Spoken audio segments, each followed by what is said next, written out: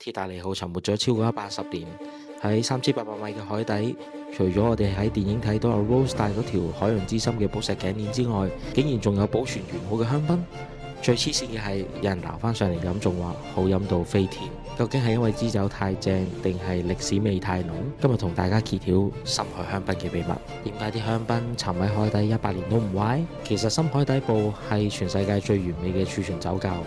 第一，嗰度完全冇光，唔需要怕紫外線破壞酒質。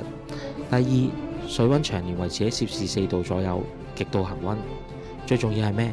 係壓力。深海高壓同香檳樽入邊嘅氣壓達到咗一個平衡，令到氣泡同酒液可以鎖死喺樽入邊超過1世紀都唔變質。究竟呢啲香檳飲落去係咩味道？2010年喺波羅的海打撈咗同鐵達尼號同期嘅沉船，撈咗批170年歷史嘅海角香檳。專家開嚟試飲，發現佢唔單止冇壞，仲充滿咗烘焙、咖啡同成熟果實嘅濃郁香氣。呢一啲嘅海撈香檳而家已經變成咗收藏家嘅傳奇。曾經有一支1907年嘅 Hisec 喺拍賣會賣到27萬美金一支，淨係飲啖氣都冇咗幾萬蚊港幣。所以話葡萄酒嘅生命力真係超乎你想象。只要環境啱，100年只係一個開始。如果俾你揀，你會想飲一支新鮮香檳，定係呢一支沉睡百年嘅海底傳奇？嚟話俾我聽。